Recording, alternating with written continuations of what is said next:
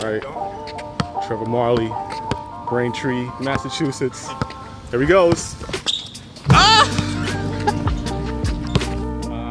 Kind of going through college. I couldn't really pick a major that I was really liking. So I just kind of was thinking like, well, what do I like or what are my interests? And, having a background in basketball really helped because, every time I stepped on the court, I just wanted to have like the coolest shoes. And so for me, that was really big. And, having that experience of playing and knowing what I liked and what I didn't like in a shoe, I think that really helped kind of make my decision. And so, shortly out of high school, I just kind of went to college and I just started drawing a little bit more so I could, maybe potentially get into that field. And so, yeah, it just kind of started from basketball. Yeah, it just kind of grew from there. So the first thing was to go to school for industrial design. So industrial design is your basic product design. So if, it goes from a toaster to a car to footwear, soft goods, handbags, things like that. So industrial design is a pretty wide category and field. And so I always felt like if I had that degree, I could pretty much do any other thing in design. So, footwear was the one I always wanted to do, and that was the one that got me through. But I think if I wanted to turn a corner real quick and, I don't know, design like a sofa or something, I could do that. I think it's just it's kind of cool to be able to have that flexibility. Ooh, that's a great question. I think the first thing that jumps out is what the industry calls a PLM, which is product line manager.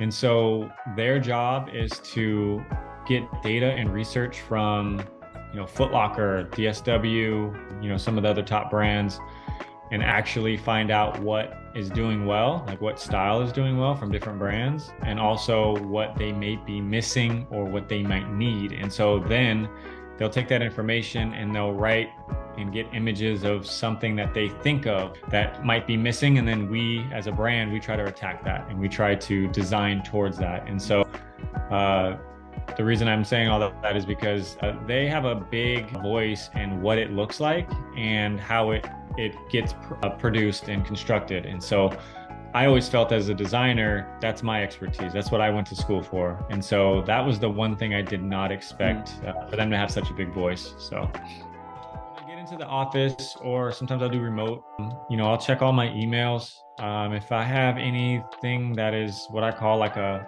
fire that I have to kind of get to really quickly, I'll try to handle that as fast as I can, just make sure I'm doing it right. And then there's meetings throughout the day, whether it's my project or someone I'm overseeing their project, just to, get some more, help on those. I'm happy to do that.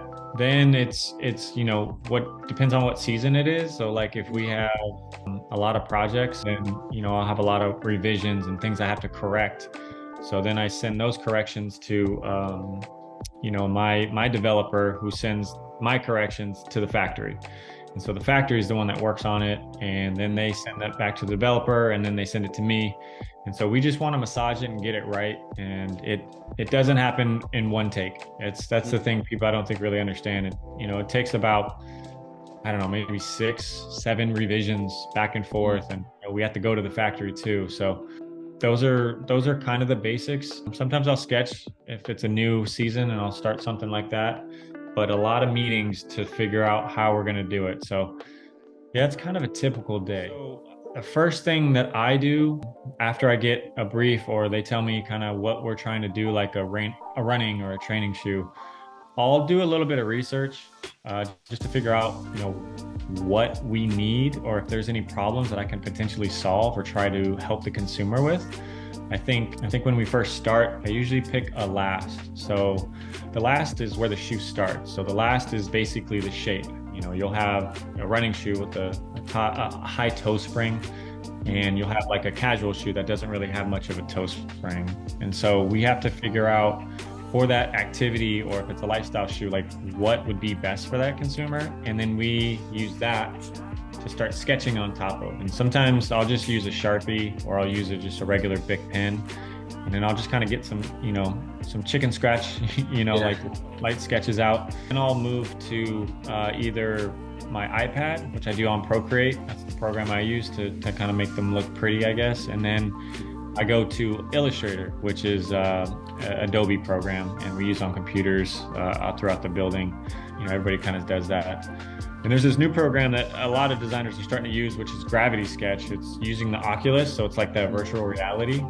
Last season, I was able to do a complete shoe in there, and it was frustrating, but I'm glad I know how to do it now. It's like it's kind of a cool way to see a shoe in 3D. So you can kind of design in 3D instead of it being like a 2D. That's kind of where I start. And then after that, I'll do a rendering, which is like put highlights and shadows and materials on it and color and make it look really nice. And so then we present that typically to our design reviews is what we have. So attributes.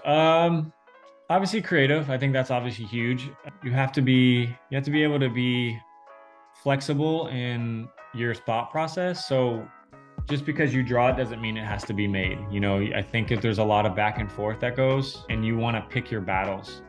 I think having a certain detail is really nice, but if the team doesn't really think it's there, then they may not go forward with it. So got to be flexible.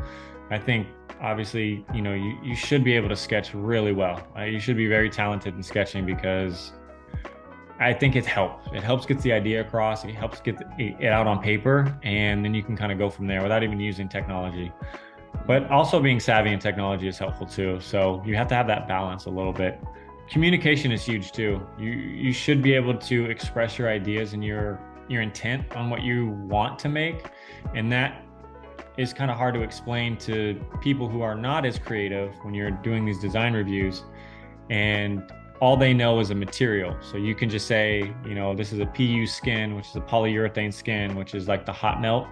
It basically has no stitching. And so they want to know what the parts are. And so you just go, like a spatial mesh or like a knit, or, we're going to go with like an oval lace instead of a flat lace. You just have to be able to communicate these things that you're thinking and what they're seeing. And so I think those are pretty important as well. If I couldn't make it in basketball professionally, yes, I think definitely. I think it's a fun job. I think there's a lot of headaches, but I think that's what happens. And when you see it come to life and it's in a store, and your family members or your friends get to wear it, I think that's one of the coolest things you could do. I think it's just, for me, I think it's very rewarding to be able to say like, yeah, I made that, I created that, and see somebody wear it, and if they like it, that's even better.